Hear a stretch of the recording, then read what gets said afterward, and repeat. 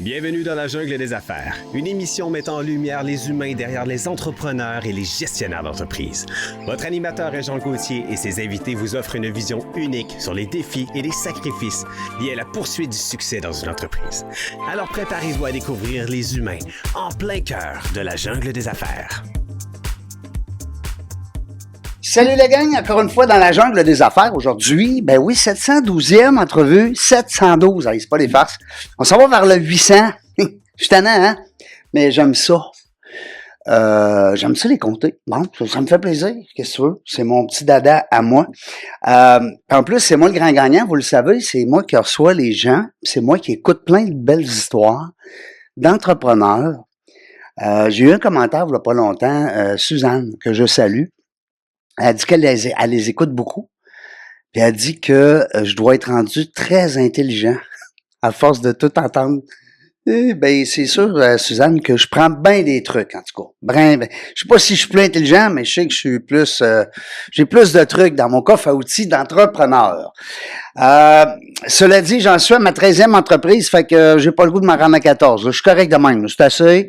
On va lever celle-là comme il faut, on va s'amuser là, pour encore un bon bout. Fait que assisez-vous comme il faut, puis installez-vous confortablement parce qu'on va rester longtemps. J'aime ça, de faire des entrevues avec des entrepreneurs. Parce qu'avoir la bosse dans l'entreprise, hein, avoir la bosse de l'entrepreneur, c'est pas tu viens pas au monde avec ça, on dirait on va en reparler, vous allez voir. David Perrault qui est avec moi. Salut David. Salut Régent. Comment ça va? Ça va très bien. Ah, merci beaucoup d'avoir accepté l'invitation. Ben, enchanté, même honoré. Ben, Colin, c'est donc bien le fun. Hey, écoute, tu sais, là, tu devais te demander comment c'est qu'ils m'ont choisi, comment c'est qu'ils m'ont trouvé à quelque part. Tu t'es posé la question? Oui, ouais? Exactement. Pour vrai? Oui. Pourquoi moi? Tu connais Wallaxy? Non. Ah, Wallaxy, c'était une espèce de petit, je dis robot, logiciel, je sais pas quoi, qui se familiarise avec LinkedIn, qui se connecte avec LinkedIn. Alors, ça peut nous aider à aller chercher des prospects intéressants en fonction de certains critères. Bon, j'ai rien contre les agents immobiliers, vous le savez, j'ai rien contre les agents d'assurance, les planificateurs financiers. On en a besoin, on a tous un ou deux proches de nous, c'est bien évident. Mais ça reste que dans la jungle des affaires, il faut diversifier. Tu sais, il faut amener le plus de domaines d'activité possible. Puis toi, tu étais dans un domaine où ce qu'on n'a pas souvent la chance de jaser de ça. Tu sais, on dit un entrepreneur, c'est un entrepreneur. Oui, il passe à côté de ben des affaires des fois. Il passe à côté, je veux dire, quand je dis à côté, dans la mesure où on peut des fois laisser des choses de côté parce qu'on s'en va comme entrepreneur sur une traque. Puis des fois, ben on se dit, ben wow, par chance que je suis rendu là, par chance que j'ai fait les sacrifices. Puis c'est ton cas parce que tu m'as envoyé plein de belles informations sur toi. J'ai ta bio, j'ai tout. Un gars de Warwick? Un gars de Warwick, petite municipalité à côté de Victoriaville. Moi, j'avais dans ma tête, au début, j'étais là, je dis Warwick. Mais tu sais, il y a un Warwick aussi à Boston, dans ce coin-là. Oui. Ouais, hein? Puis il y en a un en Ontario aussi. Ouais, il y a une couple de Warwick. Ouais. Toi, c'est celui proche de Victo? Celui proche de Victo, où la poutine est originaire. Oui, c'est vrai, hein? Ça vient de là, hein? Ça vient de chez nous. Ben oui. Même si on ne fera pas le débat avec Drummond, mais non. Nous, on sait que ça vient de chez Drummond a dit que c'est eux autres, mais en tout cas, c'est eux autres les pires. Voilà. On les salue, les gens de Drummond. On en reçoit des fois des gens de Drummond dans la jungle des affaires. Ta business, est-ce qu'elle est installée là ou c'est toi qui proviens de là? C'est moi qui proviens de là. La business est à Victoriaville depuis plus de 30 ans maintenant, 32 ans d'existence pour Sotec. Puis j'ai lu à un moment donné aussi 32 ou 33 ans avec ton épouse, avec ta conjointe? Exactement. Wow! Elle aussi, originaire de Warwick. Nos parents étaient amis. On se connaît depuis qu'on a 5 ans tous les deux. Ah oui? Vous avez déjà joué ensemble quand vous étiez petits? Pas exactement. Elle a 2 ans plus jeune que moi. Fait que tu sais, j'étais pas. On n'avait pas les mêmes. Non. Les mêmes jeux à ce moment-là, puis tout ça, mais on se côtoyait dans des soupers amicales, puis des choses comme ça. Mais c'est plus tard, rendu à l'adolescence, 15-16 ans, qu'on a commencé à se fréquenter. Moi, j'avais 18, elle avait 16. Puis on est ensemble depuis 3 ans. Bravo. Des petits-enfants là-dedans aussi? Oui, deux grandes filles, Marie-Lou, 22 ans, puis Juliane, 19 ans. 22-19. Bon, vois-tu, nous autres aussi. Moi, ma blonde, Annie, que je salue, mon amour, 32 ans. On fait 33. Non, mais c'est pour ça, moi, je trouve, parce que moi, je le sais, les sacrifices que j'ai faits, tu sais, puis que ma blonde aussi, elle a fait, là. Oui. Pas juste, ça se fait pas rien que d'un bord. Alors, c'est quelque chose, 32 ans, en amour, 33, tu sais, en concubinage, qu'on va dire, tu sais. Exactement, c'est un défi quotidien. C'est un défi quotidien. Oui. Puis tu rentres avec ça la business, l'entrepreneuriat au travers de tout ça. C'est en même temps, dans le fond. C'est en même temps. T'es devenu un entrepreneur en même temps que tu as dit, veux-tu être ma blonde? Voilà. Quasiment. Voilà, exactement, parce que j'ai commencé à travailler pour mon père l'année où j'ai commencé à sortir avec Marie-Ève. Fait que, puis à ce moment-là, c'est là que ça a commencé pour moi, l'entrepreneuriat. Capoté, en fait, là. J'étais un peu, je me cherchais une carrière, j'étais un peu mélangé. Ouais. Puis mon père m'avait offert de travailler seulement pour 1 an pour lui. Manuel, hein? Au début, tu étais plus... ouais. Très manuel. Mon père avait une entreprise en tuyauterie industrielle. Ben, en tuyauterie, il faisait de la plomberie. Puis moi, j'ai développé le côté industriel. On était chanceux à Warwick, on avait des belles grosses usines. Ouais. On a une grosse imprimerie qui est Westrock qui qui était Industrie Ligne avant, qui emploie plus de 500 employés. On a eu aussi Weavex qui faisait des feutres, Plastique DCN. On a eu les mouleurs boulangers que vous connaissez. Oui. Ça aussi, c'était plus Il y a de eu des belles 300 business. employés. Il y a eu des belles business. Chips Yum Yum. Oui, c'est vrai, les Chips Yum Yum. Monsieur Jalbert. Monsieur Jalbert, avec ses filles maintenant. Oui. Puis moi, j'ai développé ces usines-là. On avait Fromage Côté aussi, d'où vient le fromage à poutine, le fromage Kingsley.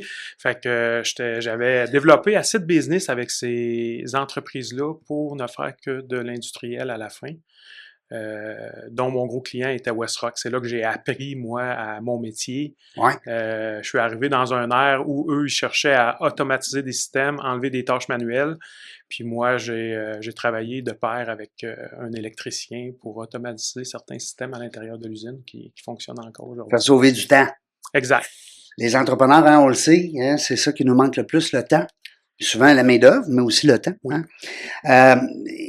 Mais là, ta maman était plus business. J'ai lu ça aussi, je trouvais ça le fun. Ma mère, c'était... Ton mère et ton père étaient plus manuels, ta mère était plus cérébrale, plus... je te dirais que les deux étaient cérébrales, c'est le contact humain. Ma mère était géniale là-dedans. Ouais. Donc, je disais souvent que la businesswoman de l'entreprise, c'était ma mère. Mon père, lui, c'était l'entrepreneur. Mon père, il entreprenait des affaires. Il y avait toujours un souci que ça soit bien fait, de respecter ses délais, puis il comptait jamais les heures à mettre là-dedans. Mais en arrière, c'est ma mère qui s'occupait du bureau. Puis je me souviens, dans les années 80, début des années 80, mon père, trop occupé sur le chantier à livrer pour les dates, c'est ma mère qui allait aux réunions de chantier de la construction. Ben oui, je l'ai lu, ça aussi, tabarouette. Elle était dans les roulottes avec les ingénieurs. Tous des gars. Tous des gars. Ben oui. À ce moment-là, c'était très, très rare. Puis, elle avait un certain succès à gagner ses points de ce côté-là. Fait que c'était toute sa relation humaine, je te dirais, qui l'aidait là-dedans. Puis c'est le fun que tu aies, en tout cas, tu me sembles être pas mal équilibré dans ça. Tu as les deux côtés, parce qu'aujourd'hui, c'est toi qui gères ton entreprise. Oui, tu avais un côté manuel, mais tu as aussi le côté gestion. Là, oui. Hein? Ça prend les deux. Ça prend les deux. Ça prend les deux. Ça prend un ça guide ton père, ta mère. C'est le fun. Exactement. Si tu avais eu deux personnes du même, tu sais, dans le même ADN, tu sais, c'est... Exact. Des fois, tu as deux parents qui sont d'un style, puis là, tu te dis, ouais, l'autre style me le prend d'où? Mais souvent, les styles se complètent. Dans les couples, là, souvent, c'est comme ça. Ouais. Puis, c'était le cas avec mes parents. Ils se complétaient très, très bien. Puis, ils étaient très, très persévérants parce qu'ils ont commencé dans les années 80 avec la récession dans les premières années. Les années dures, ça. Je me souviens des premières années où ils revenaient de la visite annuelle de chez le comptable, puis que les nouvelles n'étaient pas super. Puis là, ils se posaient toujours la question, mais jamais ils ont eu l'idée d'abandonner. Ils se disaient toujours, on est plus riche à notre compte avec une petite compagnie que la plus grosse job qu'on pourrait nous donner. Le fait d'être libre et de prendre nos décisions, oui. C'était ça qui était la important. La liberté de l'entrepreneuriat, des fois, ça bombe un peu nos pansements, nos blessures de dire, maudit que c'est dur. Hein? Exact. Parce qu'on travaille fort. Les entrepreneurs, tu le sais, hein, tu en es la preuve. C'est pas toujours facile. Il y a des gens qui pensent que c'est facile là, d'avoir une entreprise, de faire travailler les autres. Tu sais? C'est pas plus difficile que exécuter un autre travail. Faut que tu en sois passionné, puis il faut que tu aies le goût pas juste d'entreprendre des choses, mais le goût de développer des gens, développer des humains, amener les humains à un autre niveau. Moi, je pense qu'aujourd'hui, notre rôle de gestionnaire, c'est beaucoup dans l'accompagnement de nos gens. Tellement bien dit. Accompagner son équipe, 80 quelques employés? 85 employés en ce moment. Je crois vraiment qu'on va prendre le cap des 100 employés cette année. On vit une croissance, je te dirais, interne là, de 15 à 20% par année. Ah ouais? Ouais. 100 employés. J'ai déjà eu ça, moi, à l'époque, j'avais 13 restaurants. Okay. Puis avant que je les vende en franchise, là, je capotais. C'est dur, c'est quelque chose. Oui, mais la différence que peut-être que j'ai avec toi, c'est que... Ils étaient tous en même place? Oui, ben non, on a différents bureaux, mais c'est des professionnels. Ouais. C'est des professionnels. Moi, Ils font des carrières chez toi. Ils font des carrières chez moi. On fait pas de microgestion avec eux. On leur fait confiance. Puis pour que ça fonctionne chez nous, ça prend un minimum d'autonomie. Si tu attends que ton patron te dise quoi faire à la prochaine tâche ou que tu fasses une liste to-do, c'est pas ce qui se passe chez nous. Il y a beaucoup de liberté. Beaucoup d'autonomie. Oui. C'est comme des propriétaires d'entreprise dans ton entreprise. Ben, c'est le fait que tu dises ça parce que nous autres, on les appelle des entrepreneurs. Ah bon. C'est des entrepreneurs qui sont à l'interne dans l'entreprise puis qui dirigent leur entreprise. C'est comme ça que notre grand frère Clogère, qui est actionnaire de Sotec, a monté son entreprise. C'est plein de petites business units, des petits entrepreneurs. Ils appellent ça un organigramme très fractal. Puis, ça lui permet d'être très, très, très flat comme organisation. Puis, à la place d'être top-down. Vertical. Puis ils ont beaucoup, beaucoup d'agilité de ce côté-là, tout ça. Fait que ils ont réussi aujourd'hui à amener l'entreprise à plus de 3000 employés, 700 millions de chiffre d'affaires, d'euros de chiffre d'affaires. Donc, avec 3 dirigeants seulement. Ça, c'est la gang, juste pour démêler un petit peu nos auditeurs peut-être, parce qu'il y a comme 2 regroupement, là, il y a eu 2. Explique-nous, là, c'est pas une fusion, mais je veux dire... Oui, je t'explique. En fait, Sotec, ça a été fondé il y a 30 ans par Sylvain Ouellette, d'où le nom, SO Technologies, Sylvain Ouellette Technologies. Puis Sylvain, au départ, s'est lancé dans le balancement d'air. Sylvain, c'est un frigoriste.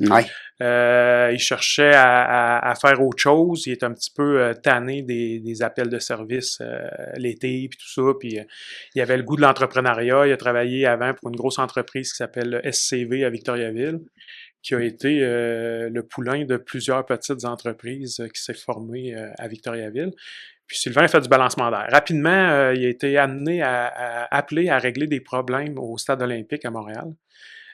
Puis, pas longtemps après avoir réglé les problèmes, il a dit, nous autres, on est venus ici, on a reçu peut-être notre contrat pour régler ces problèmes-là. Puis, par contre, ceux qui ont fait le design au départ, ça part de là. Fait que Sylvain s'est mis à faire des designs de ventilation. Puis, c'est là que notre spécialité, on a 2 spécialités chez Sotec, qui est le traitement d'air hygiénique. On aide les entreprises agroalimentaires à produire leurs produits sécuritairement, puis l'efficacité énergétique. Clogère, eux, c'est une entreprise française, familiale, fondée par Paul-Frédéric Maincieux. Aujourd'hui, c'est son fils, Frédéric, qui gère l'entreprise. On commençait en 71, eux, dans le domaine de la fromagerie. Fait qu'ils faisaient du traitement d'air et de la réfrigération industrielle pour les fromageries. Puis tranquillement, ils se sont développés pour tout le marché agroalimentaire. Donc, la viande et salaison, le brassicole, le vinicole, les fruits et légumes, pour après avoir d'autres divisions dans tout ce qui est les salles blanches, les clean rooms. Oui, ça, on peut quand tu as eu des restaurants, là, des fois, tu comprends ce petit bout-là. Là. Exact. Donc, nous, on connaissait Clogère parce que Sylvain avait été demandé par, justement, Georges Côté, propriétaire de la fromagerie Kingsley, de lui donner les conditions dans une salle pour affiner du fromage. Dans les années, fin des années 80, il n'y avait pas beaucoup d'entreprises ici au Québec qui affinaient du fromage. Il y avait Mignon de Charlevoix, puis peut-être une autre fromagerie. Donc, Sylvain, il a étudié tout ça. Il a vu le marché aussi. Il a donné les conditions, puis ça a super bien été. Le seul petit point qui n'était pas à son goût, c'était le conditionneur en acier inoxydable qu'on avait dans la salle, qu'il trouvait pas assez hygiénique, où il pouvait avoir de la petite rétention d'eau, puis peut-être de la contamination. Fait qu'il est parti en France pour trouver un équipementier. C'est là qu'il a rencontré Clogère. Clogère, ça fait plus de 20 ans qu'on représente le produit pour les salles d'affinage, pour faire vieillir nos fromages. Puis, en 2018, Frédéric Mincieux, le PDG de Clogère, il est venu nous visiter son client. Puis quand il a vu Sotec, il a vu un peu la même organisation, à taille beaucoup plus petite, mais la même organisation que lui avait en France. Puis, il voyait vraiment Sotec comme le joueur clé pour mettre le cap sur le Canada. Puis, il nous a proposé un projet ensemble de développement. Puis, ça tombait bien pour nous parce qu'on avait à ce moment-là 2 actionnaires qui étaient plus vers la retraite. Puis, on était 3 repreneurs. Il y en a un qui a quitté à ce moment-là. Il y a eu une opportunité familiale de reprendre une entreprise familiale. Donc, on est tombé 2 repreneurs avec Clogère qui a pris une participation minoritaire au départ dans Sotec. Puis, aujourd'hui, depuis 2023, est devenu majoritaire. Ah ouais? Ouais. Il est plus jeune que toi? Il est-tu plus jeune que toi ou il est plus vieux? Frédéric, ouais? On a exactement le même âge. Ah ouais? Tous les mais, deux. lui, il voit ça plus... toi, t'es plus peut-être sur le mollo, puis lui, il s'en va sur le high. Mais qu'est-ce qui arrive qu'un gars devienne... Non, nous deux, je te dirais qu'on est assez alignés sur le développement de où on veut amener l'entreprise. Puis moi, j'ai un beau modèle de lui, ce qu'il a fait en France. Il y a ça te fait un bel exemple. Ça me fait un bel exemple à suivre et à adapter ici pour le développement de Sotec. Fait que nos visées sont grandes. On a des clients qui sont pan-canadiens, qui ont des usines à peu près dans toutes les provinces. Fait qu'aujourd'hui, c'est de prendre les technologies de Clogère puis de les amener au plus proche du client. C'est pareil, là-bas, ici. Est-ce que tu sens c'est-tu différent, la mentalité, l'entrepreneuriat pour l'avoir vécu des 2 bords? Comment tu vois la différence? Il y a certaines différences au niveau, je te dirais, des employés. Les aspirations des employés sont différentes. Ah oui? Ça, je trouve ça, il y a ça de différent. Le façon aussi de travailler est différente de la nôtre. Pour ce qui est du développement de l'entreprise, je pense que j'aurais été assez aligné, moi, sur la façon qu'eux ont fait chez eux. Parce que moi, ça me plaît de donner de la liberté à mes gens pour que mes gens peuvent amener leur département à la bonne place. Puis c'est comme ça qu'eux se sont développés en France. Frédéric a servi, lui, pour booster ça. C'est un être hyper créatif, un peu comme Sylvain, les deux. Là, ils se ressemblent. Ils se ressemblent. C'est 2 personnes qui ont connecté tout de suite sans se parler, ils se comprenaient. Puis c'est des gens, moi, qui m'ont apporté beaucoup parce que moi, je suis plus terre à terre. Eux, c'est des gens hyper créatifs, qui aiment penser en dehors de la boîte, qui aiment transformer des risques en opportunités.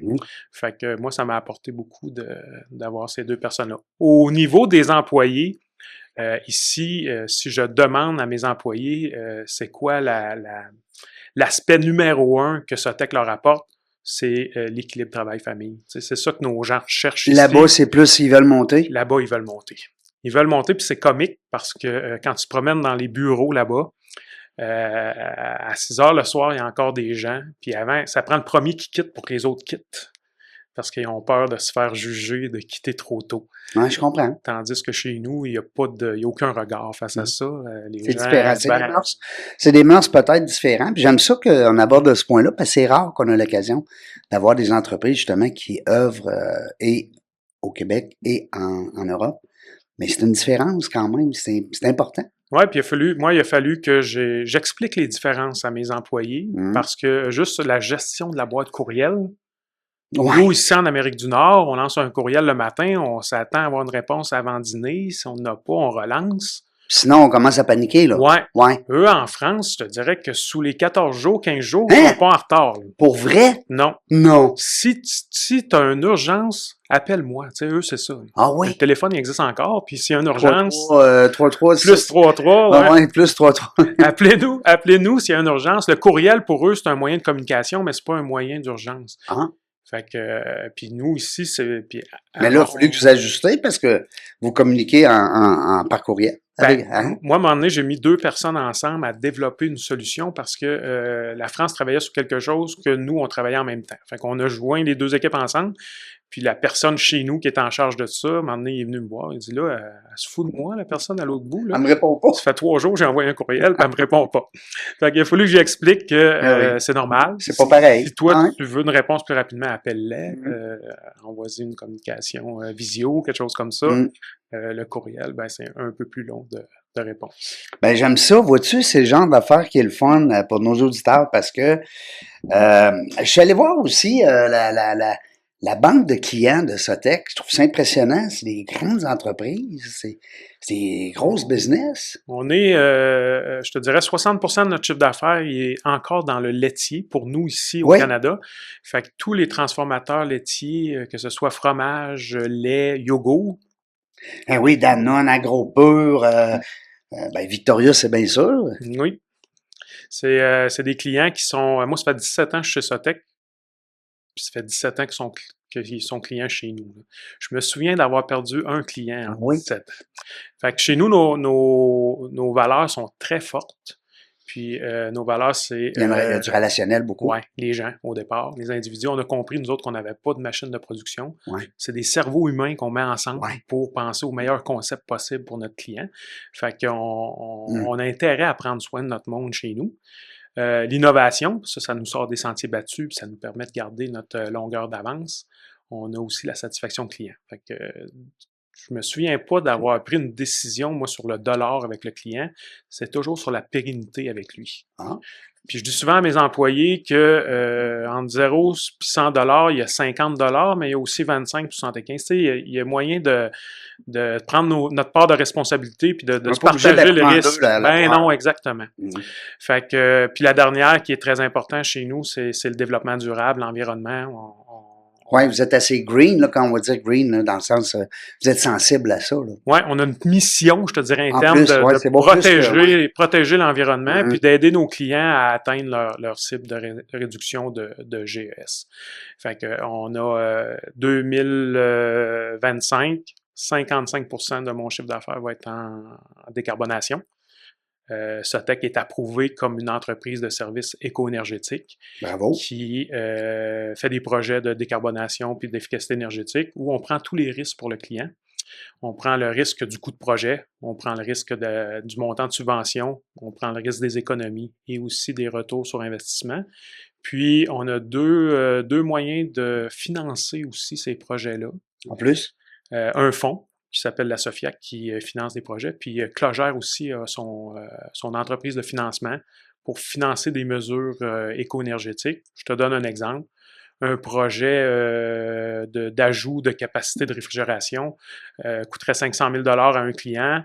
Le même projet, mais qui nous permettrait d'économiser, de récupérer la chaleur, coûterait peut-être 900 000 au client, puis on va chercher un 200 000 de subvention. Bien, nous, on vient financer la différence pour un peu inciter notre client à aller vers l'énergie verte. Parce que des fois, ça devient un problème. Là. Je veux dire, c'est l'argent. Si l'entreprise n'a pas les fonds nécessaires, mais qu'elle veut, ben, au moins, vous avez des solutions. Exactement. Mais tu sais, investir pour une entreprise agroalimentaire sur sa ligne de production, les ROI sont très rapides. Oui. Sur de la décarbonation, ça peut être un petit peu plus long. C'est plus long. Fait qu'on priorise souvent notre production. Moi, c'est ce que j'ai vu souvent. Puis là, ben nous, on voulait permettre à ces gens-là de faire les deux en même temps. Oui. Puis, c'est une bonne idée. Ça fonctionne bien. Ça fonctionne bien aujourd'hui. Tout le monde veut réduire son empreinte, puis même s'engage à le réduire. Il y en a qui veulent... Ben là, c'est rendu gros, là, quand on parle de GES, là, c'est rendu même Là, vous autres, vous êtes dans l'agroalimentaire, mais ça descend, là, ça va dans bien des affaires, là, bien des domaines d'activité, là, de plus en plus. Oui, la bourse carbone s'en vient aussi pour les grands industriels, donc ils veulent s'engager à réduire leur empreinte, puis réduire leur coût, puis en même temps réduire cette taxe carbone. Est-ce que tu penses que les gens partout dans le monde vont dans la même direction, ou tu sens qu'en Amérique du Nord, on est comme... non, oui. En arrière, mettons. On sent que la vague s'en va vers ça. Oui. Par contre, c'est pas tous les pays qui ont la même maturité face à ça. Il y a des pays qui sont plus lents. Oui. Même ici, au Canada, le Québec est beaucoup plus mature que le reste des provinces. Ah oui? Aujourd'hui, au Québec, on a des subventions annoncées en lien avec notre réduction des GES, tandis que dans les autres provinces, c'est souvent des appels à la candidature où il faut présenter notre projet, puis on attend d'avoir une réponse, savoir si notre projet est choisi ou non. Tandis qu'ici, c'est automatique. Fait que ça l'aide ici. Le Québec, on est choyé en ce moment on est accompagné, je te dirais, pour réduire notre empreinte carbone. Enfin, on gagne dans quelque chose. C'est le fun. Même, je te dirais que le Québec, pour moi, c'est un peu la Californie des États-Unis, qui, eux, sont plus avancés de ce côté-là. Oui. Ailleurs, aux États-Unis, sont moins soucieux. Par contre, nos industriels qui sont ici au Canada ont aussi des usines aux États-Unis, puis là, ils s'engagent pas juste par pays. Eux, ils s'engagent pour tout le groupe au complet. Donc, qu'est-ce qui fait que tu as un nouveau client? Ça arrive-tu ou vous êtes pas mal tout le temps avec les mêmes? Ou... non, des nouveaux clients, j'en ai à toutes les années. Le groupe a des comptes clés. Okay. Des clients récurrents où ils font des projets un peu partout dans le monde. Fait que ça, c'est les premiers clients que nous, on approche. Des fois, ils sont déjà clients de Sotec, mais des fois, non. Fait qu'on va approcher ces clients-là en premier. Sinon, c'est c'est du bouche à oreille. On a beaucoup de partenaires avec qui on travaille sur les mêmes projets. Puis, souvent, leurs clients ont des problématiques. Puis eux autres, ils connaissent. Ils vous réfèrent. Sotec, ils nous réfèrent. Puis, on est bon souvent pour régler des problématiques qui n'ont pas trouvé de solution depuis quelques années. Ouais. Nous autres, vous êtes des sauveurs des fois. Bon, on a autant la technique que, je te dirais, l'ingénierie pour faire... puis on a habitude à s'engager sur les résultats. Fait qu'il y a toujours une garantie de performance qui accompagne nos propositions. Puis ça, il y a beaucoup de projets qui s'est fait, pas juste en économie d'énergie, que ce soit des projets d'ajout de froid ou de chauffage dans les usines qui ont mal fonctionné, puis c'est beaucoup de dollars. Fait que ça devient sécurisant pour nos clients de savoir que nous, on s'engage sur le résultat, puis qu'on va travailler jusqu'à l'atteinte de ces performances-là. Puis des fois, tu le prends à ta charge. Tu disais tantôt, des fois, vous le prenez vous prenez le risque. On prend le risque complet pour le client. Ça, c'est quelque chose. Oui, c'est... Ça veut dire que vous êtes sûr de vous? Hein? Quand tu regardes ça, froidement, là. Ben, faut l'être. On n'a pas le choix parce que là-dedans, il y aurait trop de risques. Si on serait pas sûr d'atteindre ces économies-là, il y aurait trop de risques pour l'entreprise. Puis moi, je mettrais l'entreprise beaucoup trop à risque. Fait que c'est important qu'on soit capable de calculer avec justesse qu'est-ce qu'on peut récupérer. Puis ensuite, être en mesure de se garder certaines marges de manœuvre aussi de ce côté-là parce que la température extérieure change. Au Québec. Il y a plein de trucs qui changent, fait qu'il y a plein de paramètres à voir. Fait qu'on est en mesure, là, puis notre groupe, je te dirais, je suis bien fier de notre groupe d'efficacité énergétique qui travaille chez nous, là. C'est une petite entreprise qu'on a chez nous qui se développe depuis, je te dirais, encore plus intensément depuis les 4 dernières années, là, parce que les gens ont changé avec le temps. Sotec en fait depuis peut-être 15 ans l'efficacité énergétique. Là. Mais là, on a un beau petit groupe là, qui travaille, qui sont vraiment motivés à amener ça un petit peu plus loin. Puis vous le dites, hein, ouais. Ça c'est le fun. Aussi l'encouragement, les employés, des fois les équipes à l'intérieur, c'est le fun, une petite tape dans le dos. Ben la reconnaissance, ça coûte rien. C'est très apprécié par les gens. Fait que, plus que la paye, des fois, hein? Ça passe dans... Ouais, moi, je vois ça plus haut que la paye. C'est juste... c'est d'y penser. Hein. C'est de penser le faire, puis ça va vite. Tu passes une année, ça va vite. Des fois, 80 quelques employés, ben tu sais, ça fait du monde. Hein? Ouais. Puis tu disais tantôt, vous êtes à plusieurs places. Ils sont pas tous à la même place. Non. En fait, nous, étant donné que notre goulot, c'est le recrutement pour la croissance, parce que nos clients sont là, puis les futurs clients sont là pour nous autres. Ouais. Fait que ça m'est arrivé une expérience, à un moment donné, j'ai eu quelqu'un en entrevue. Il était de l'extérieur, puis ce qui n'a pas fonctionné, c'était le voyagement pour lui. Ouais. Puis là, avec Frédéric Mincieux, mon patron de Clogère, on a réfléchi à savoir comment on aurait pu pas échapper ça, cette personne-là. Puis on s'est dit, pourquoi on y a pas offert d'ouvrir un bureau chez eux, dans sa ville, et de recruter peut-être des gens avec lui. Fait que on s'est donné comme mission de ouvrir des bureaux à l'extérieur, se rapprocher des bassins de main-d'œuvre, puis parce que chez nous, on permet 3 modèles de travail. Le 100% bureau, le télétravail à 100% ou le modèle hybride. Fait que ça, on veut le faire partout, là. Fait que présentement, on a un bureau à Trois-Rivières, Victoriaville, depuis longtemps. J'ai ouvert à Montréal il y a 1 an et demi, puis ça n'a pas fonctionné. J'avais 2 personnes dans un bureau, j'étais certain qu'à la fin de l'année, on était pour être 10, puis on n'a pas réussi à recruter à Montréal. Puis ça, aujourd'hui, c'est quelque chose que j'ai pas réussi à comprendre encore. Fait que j'ai un mystère. Ben, oui. Mais Montréal, c'est un autre pays, on dirait. Ouais, je pense qu'il faut que tu aies de l'image. Puis on s'est peut-être mal représenté de ce côté-là. Fait que j'ai un projet chez nous avec... eux autres, là? Exactement. Ouais. Mon groupe de ressources humaines, j'ai appelé ça le projet 514. C'est voir comment on peut se représenter pour attirer... T'as pas abandonné, là. T'as juste dit, attends un peu, là. Non, parce que si j'embauche un ingénieur à Victoriaville, je pense que le bassin à Montréal, il est plus intéressant encore pour nous, là. Ouais. Fait que même chose pour nos programmeurs. Tous nos postes qu'on a d'ouverts chez nous, ben on veut essayer de... Puis j'ai même eu des gens qui ont travaillé à partir de la France pour nous. J'ai des gens qui ont travaillé à partir du BC, de la Colombie-Britannique. Ben, c'est pas tout physique, là. C'est pas tout le temps des travails. Tu sais, les gens pensent usine, transformation. Il y a beaucoup beaucoup d'ingénierie, beaucoup de programmation, machine. beaucoup de charge de projet aussi. Des fois qui requièrent d'aller sur site, mais je te dirais 80% de la job est au bureau. J'ai vu aussi passer quand tantôt on parlait là, de clients à l'extérieur, on parlait aussi de se promener. Tu es un voyageur, t'aimais ça. J'ai vu quelque part, j'ai lu dans ton histoire que tu avais le sport qui te passionnait beaucoup, mais tu avais aussi le goût de voyager. Ça t'a pas répondu à une demande en fonction de ça dans ton parcours? J'ai cru lire de quoi? Au niveau, à un moment donné, j'ai fait un projet dans les couvoirs. Ouais. Où les incubateurs qui incubent les œufs pour produire les poussins. Ouais. Puis on avait fait un projet à Victoriaville.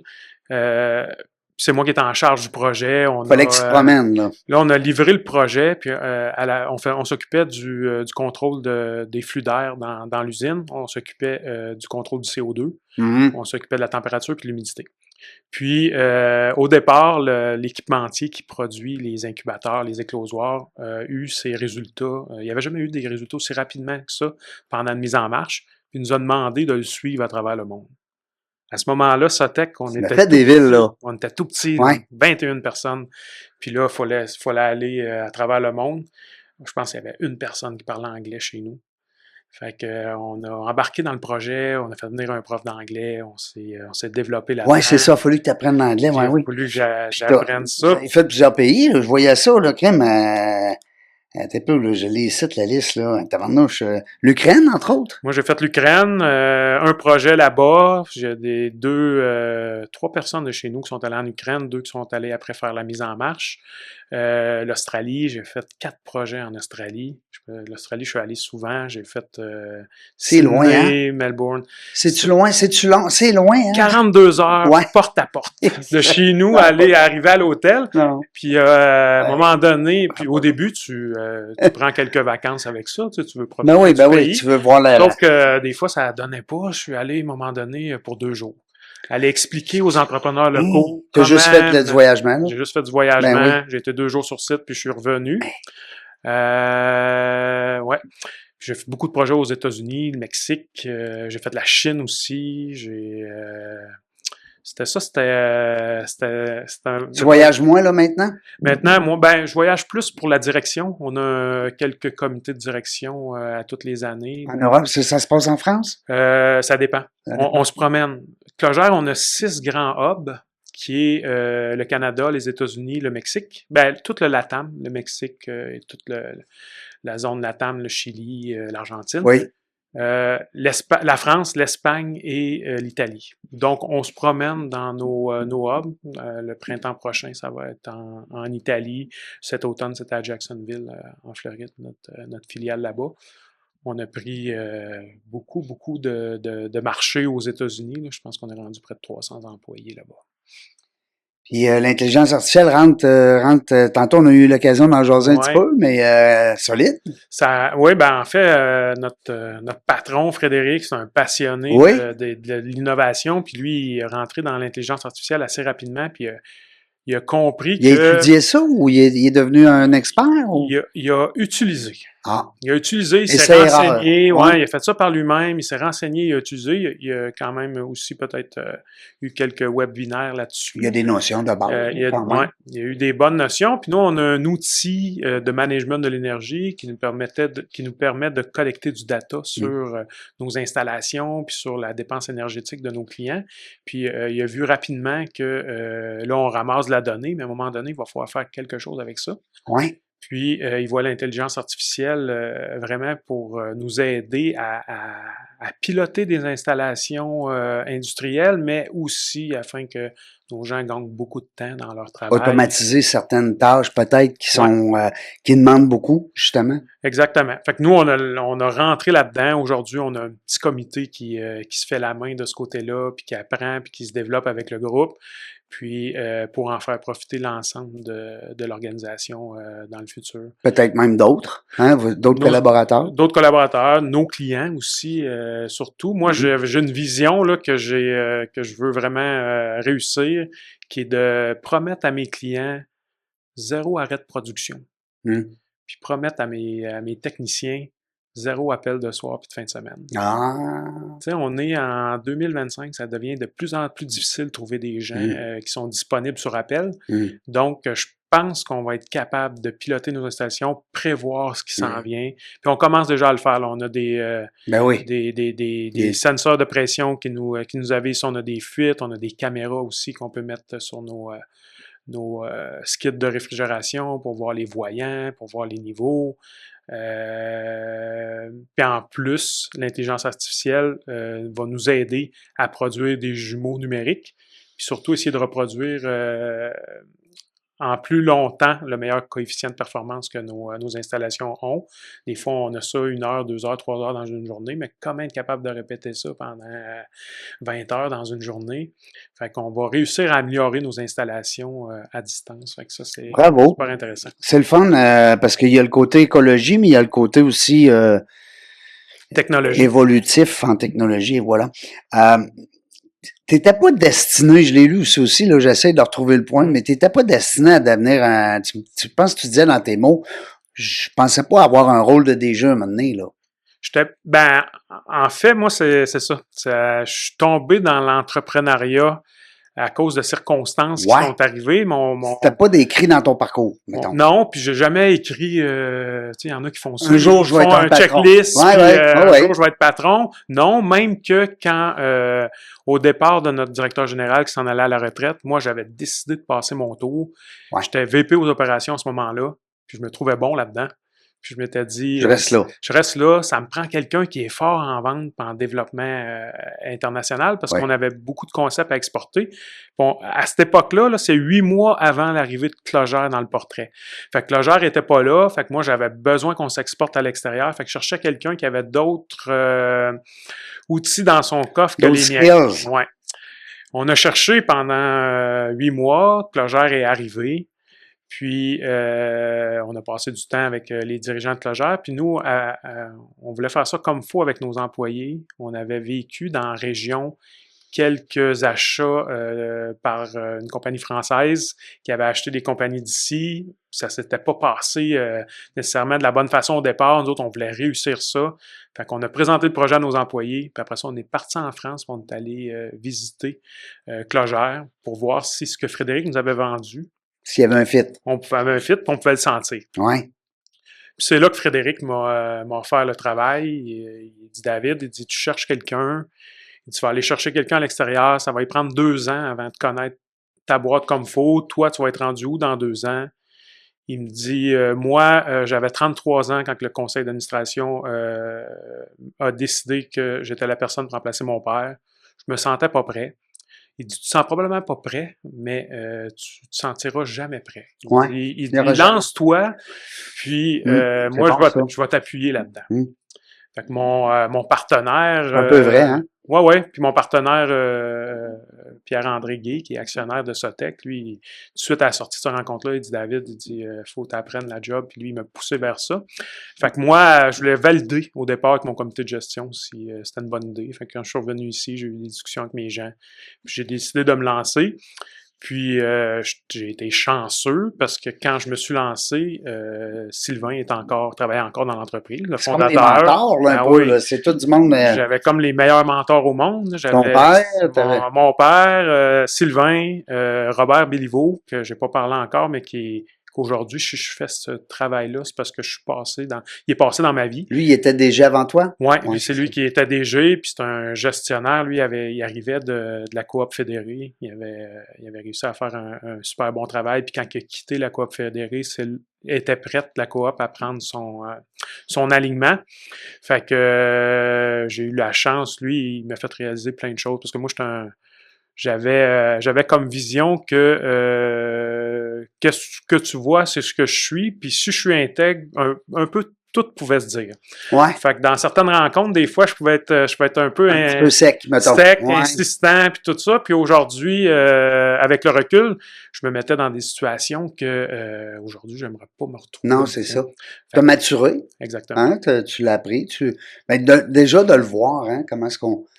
Tu sais, de voir nos faiblesses, là, c'est déjà bon. Hein? C'est une partie de la réussite.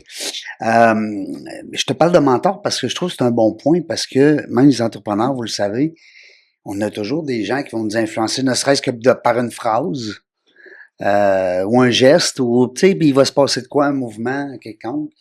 Puis, mais toi, t'en as eu plusieurs. J'ai eu la chance d'en avoir plusieurs. Ouais, même mes collègues d'aujourd'hui, je te dirais, les collègues qu'aujourd'hui, ils m'aident à m'enrichir.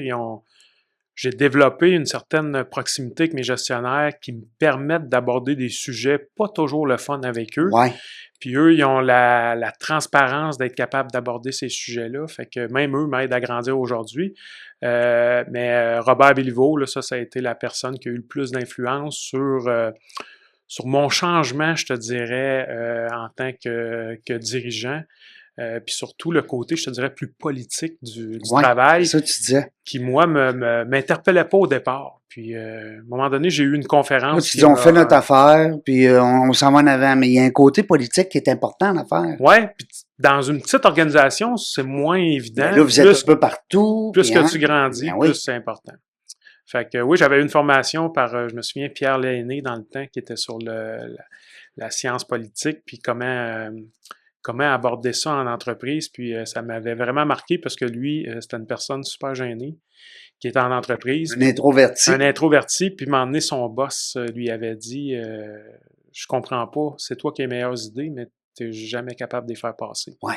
Puis lui est allé étudier ça, je crois, en Angleterre. Étudier, quand tu dis étudier ça, comment faire passer ses opinions? Oui, comment le côté politique en entreprise. Puis aujourd'hui, il avait donné une conférence là-dessus. Fait que le fait que lui était introverti au départ, puis que là, ça l'avait amené, ça m'a fait comprendre bien des choses. Puis j'avais eu la chance de m'asseoir avec lui puis d'aborder certains sujets lors du dîner pour y expliquer que moi, ma vision, c'était d'être vrai dans la vie, puis moi, j'aime mieux dire les vraies choses que des fois cacher des choses. Même si des fois on les dit pas comme faudrait les dire. Voilà. Fait que ça m'a amené à cheminer. Est-ce que tu as élevé tes enfants de cette façon-là? Est-ce que tes filles ont tendance à dire les vraies affaires, même si des fois ça... Je pense que oui. Ouais. Tu sais, c'est important. Ils retiennent de nous, là. Il y a un petit côté naturel de ce côté-là. Ta conjointe aussi? Ma conjointe, moins. Plus, je te dirais, ma conjointe, elle va réfléchir à ça plus longtemps. Des fois, ça peut... Elle va penser plus aux conséquences, peut-être, de nos paroles. Exactement. Ça se peut-tu? Exactement. Ah bon, on est pareil. Okay. Moi aussi, ma blonde. C'est comme ça? Oui. Ben, nous autres, on a tendance, des fois, à dire, on veut être authentique, mais ce qu'on dit, des fois, c'est peut-être pas de la bonne façon. Il y a une façon d'être authentique, en fait, puis c'est ça, exact. C'est d'apporter... C'est une belle qualité d'être authentique. Oui, puis je pense que nos employés recherchent ça aussi. Ah oui. Par contre, toute bonne chose a une façon de le dire. Puis elle n'est pas obligée d'être dit, des fois. Ouais, mais... Sans faire des menteries, là, des fois, c'est... Ouais, des fois, il y a des non-dits qui peuvent être bien, mais par contre, je te dirais, c'est plus dans la façon de l'aborder. Ouais. Moi, je m'empêche pas d'aborder des choses, mais aujourd'hui, je trouve une façon différente d'amener ces sujets-là. Si on veut avancer ensemble, puis faire progresser nos gens, mais il faut être capable faut avoir le courage d'adresser certaines choses, des fois que certains gestionnaires n'ont pas le courage, mais ça l'aide pas l'entreprise, ça l'aide pas non plus l'employé à se développer. Moi, il y a un vieux sage, M. Serge Marquis, que je salue. C'est lui qui a travaillé beaucoup sur le... Tu sais, on dit toujours le hamster qui tourne dans la tête, le Serge Marquis. Tu vas voir sur Internet. Je vais aller voir ça parce que moi, c'est un de mes problèmes. Là. J'ai de la misère à relaxer. Il vire tout le temps. Je fais pas de moto de route parce que quand je tombe fixe en moto, si je fais une ride de 2 heures de moto de route, je travaille pendant 2 heures de temps. Fait que t'es pas dans ta ride, t'es dans ta tête. Ouais, j'aime mieux faire du motocross comme ça. Faut que tu regardes pied en avant, sinon tu peux être dans le trouble. Fait que là, ça me permet de relaxer. Toi, faut pas qu'il y ait de cruise control. Non, exactement. Mais M. Marquis disait justement qu'à un moment donné, parce que c'est sûr que on a plein d'affaires tout le temps qui brassent dans notre tête, puis il disait toujours, la meilleure façon de parler avec quelqu'un, c'est de se placer à sa place. C'est très bien dit. Fait que là, lui, ce qu'il fait, c'est, mettons, il y a une rencontre, en tout cas, c'est ce qu'il enseigne dans ses conférences, c'est que s'il y a une rencontre à faire avec un associé, un collaborateur, un employé, un fournisseur, ta blonde, peu importe, ton chum, et que tu te places directement dans son état d'esprit, comment est-ce qu'il est, qu'est-ce qu'il veut au juste, c'est quoi le but de la discussion, tout ça. Et il dit qu'il gagne toujours ses discussions, mais l'autre aussi gagne. C'est facile de gagner, mais tu fais un perdant si tu gagnes. Voilà. Tu sais, l'autre a perdu. Lui, c'est bon. En tout cas, tu vas voir. C'est très bien dit parce que c'est quelque chose, moi, que j'enseigne à mes gestionnaires. Parce que souvent, quand il y a quelque chose à adresser entre 2 départements, le réflexe naturel, c'est de défendre ta gang. Puis, dans ce temps-là, tu n'écoutes plus.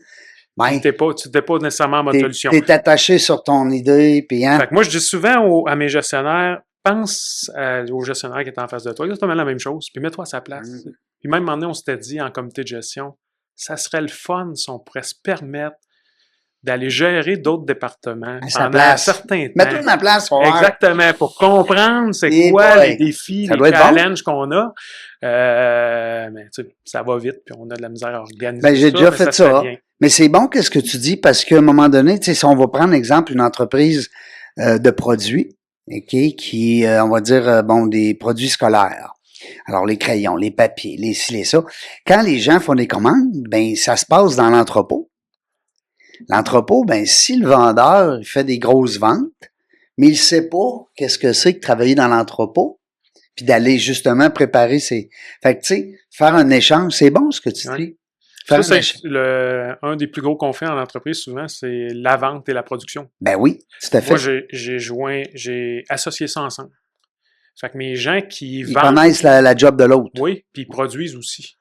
Fait qu'aujourd'hui, il n'y a rien qui peut se vendre chez nous sans avoir regardé où on peut placer ça dans la production, puis comment on peut organiser. Puis c'est rare qu'on dit non ou qu'on le fait pas, mais il y a quand même un regard qui s'est fait avec les autres départements associés pour s'assurer qu'on va être capable de livrer ce qui est vendu aux clients. Un autre bon truc d'entrepreneur qu'on a aujourd'hui, c'est le fun, David. Tu sais qu'on a un seul ennemi, c'est le temps. Oui. Le temps. On l'a mis au ralenti, tu as vu tantôt, mais il roule pareil, c'est ce que je te dis. Mais c'est le fun d'avoir d'abord un entrepreneur comme toi qui est passionné, qui a passé à travers un paquet de... je veux pas dire achat-vente parce que vous avez tout le temps grandi, puis mais c'est plus... Il y a des soirs, tu avais des décisions à prendre, là, tu sais, puis go, on s'en va en avant, puis oui, mais quand tu me dis... T'as pas un fleuve tranquille, là? Non. On a eu des challenges au travers des années. On en vit encore des challenges aujourd'hui. C'est correct. Puis on va en vivre encore dans le futur. C'est sûr que la venue de notre partenaire français nous a aidé. On avait tout le temps un complexe, nous autres, d'infériorité. Ben oui. On tapait aux portes des grandes entreprises, mais nous autres, on était une petite entreprise. Fait que ça l'aide. Il aide dans notre développement aussi, dans notre plan de croissance. Fait que j'ai des soucis de moi, mais on en a encore. Mais je disais ça à quelqu'un dernièrement. Je me souviens pas. Ça fait 6 ans que je suis à la direction générale. Je me souviens pas d'avoir pris une décision toute seule dans l'entreprise. Ouais, fait que quand tu dis, tu es assis chez vous, je suis assis chez nous, je réfléchis plus à comment je vais convaincre les gens que le bon chemin à prendre, c'est celui-là. Ou comment peut-être eux autres vont me convaincre qu'on n'a pas que c'est pas le bon chemin, exactement, parce qu'on dit souvent, si nous, on veut tourner à gauche, puis toute l'équipe veut s'en aller à droite, on n'aura pas de succès en tournant à gauche. Fait qu'il faut soit on tourne à droite, ou soit on amène les gens à vouloir tourner à gauche. C'est ça, nous. On va être seul. Fait que c'est un peu, je te dirais, le souci qu'on peut avoir des fois, mais non, j'ai jamais pris... on a un système, je te dirais, de gestion qui est très collaboratif chez nous. Oui. Fait que même... c'est ce que je sens. Même nos grandes décisions, là, on va les présenter à nos employés avant, on va aller voir leur pouls. Parfois, on va en prendre des décisions qui font pas 100% unanimes, puis là, c'est important que les gens suivent ensuite, mais au moins, on est capable d'expliquer pourquoi on fait ça comme ça. C'est toujours pour le bien. Hein? Tu ne prends pas de décision pour l'envoyer dans le mur, le business. Non, exactement. C'est pour que ça aille pour le mieux. Qu'est-ce qu'on peut te souhaiter en terminant, David, pour les prochains, on va dire 1, 2, 3 ans, là? Ben, moi, je veux continuer à voir Sotec Clogère grandir ici au Canada, puis amener, on a encore plein de nouveaux services que Clogère fait en France, que nous, on veut amener ici. Puis pour ça, ben, on a besoin de gens pour venir aider à notre croissance. Oui, tu as des postes d'ouverts. Ouais. C'est le temps de se plugger, là. Why not, peanut? J'ai des postes d'ouverts, puis j'ai des postes d'ouverts dans toutes les régions du Québec, parce que comme je vous ai dit tantôt, vous seriez du Lac-Saint-Jean, vous avez le goût de venir chez nous, mais on va regarder pour ouvrir quelque chose chez vous. Des postes d'ouverts, j'ai on appelle ça des chargés clients chez nous, c'est des chargés de conception qui prennent en charge le client jusqu'à la vente, fait qu'ils travaillent en ingénierie et en vente. J'ai des postes de programmeurs, d'automates programmables. Tu as les deux, dans le fond. Tu as les postes un peu plus techniques, un peu plus qui vont demander certaines formations de base, puis ben, même de base et plus, hein, on va dire. Puis tu as aussi besoin du relationnel, du vendeur, du développeur, Je voyais à un moment donné ton site web, c'est le fun de voir que tu as les deux... L'équilibre entre le savoir-faire technique et le savoir-être, là, c'est ce qui est le plus important chez nous. Ouais, hein? Puis la technique, je dis souvent, nous autres, on l'a. On est capable de la montrer. Fait que si on a des gens qui ont le goût d'apprendre... Si on a l'attitude, vous allez leur amener les aptitudes. C'est pas le même? J'ai rarement congédier des gens pour le savoir-faire chez nous. Non, on va vous le montrer. Ça a été pour le savoir. Quand c'est arrivé, puis c'est rare, là, c'est arrivé plus pour le savoir-être. Fait que le savoir-faire, quand tu as le goût d'apprendre, moi, j'ai appris mon ingénierie chez Sotec. Là. Ben oui. Je me suis assis à côté de mes collègues ingénieurs, puis ils m'ont montré ce qu'ils faisaient. Fait que j'ai appris ça là. Fait qu'il n'y a pas de... T'as pas nécessairement besoin d'avoir... t'as besoin d'avoir des connaissances, mais si tu as le goût d'apprendre, nous autres, on va t'amener ailleurs. Puis on a un projet chez nous qu'on appelle « Un individu, un projet ». Puis ça, c'est de permettre à nos candidats de se bâtir une carrière chez nous. Ce que je dis aux gens que je recrute, aujourd'hui, vous êtes là à cause d'une expertise qu'on recherchait. Par contre, maintenant... Votre travail à vous, c'est d'identifier où vous voulez vous en aller dans la vie. Nous autres, notre travail, c'est de vous évaluer puis vous donner ce qui vous manque pour pouvoir réaliser ça puis vous faire un plan de développement sur tant d'années. On ne veut pas que les gens soient stationnés en arrière de leur patron pour attendre de prendre leur retraite pour avoir une progression. Faut qu'ils évoluent. Voilà.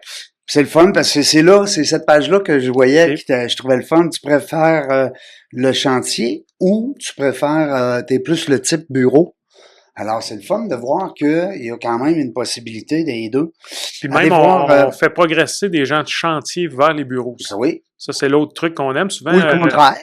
Ou le contraire pourrait être fait aussi. Ah oui. Je l'ai plus vu dans l'autre sens, mais ça pourrait se faire dans le contraire aussi. Il est tanné d'être dans le bureau, lui. Il va aller dehors. Il va aller sur la route. On peut avoir beaucoup d'informations supplémentaires, naturellement, sur sotec.com, SOTECK.com.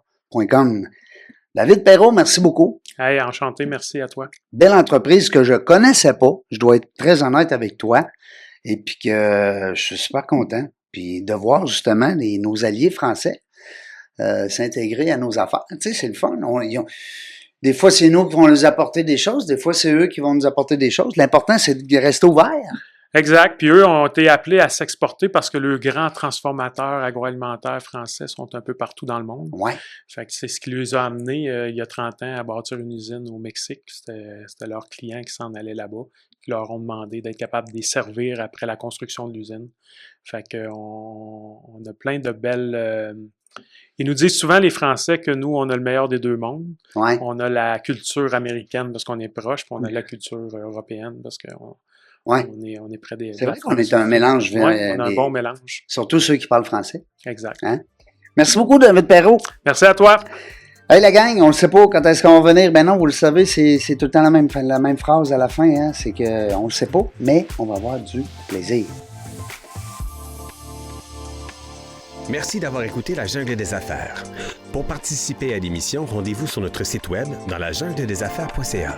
À très bientôt pour une prochaine entrevue.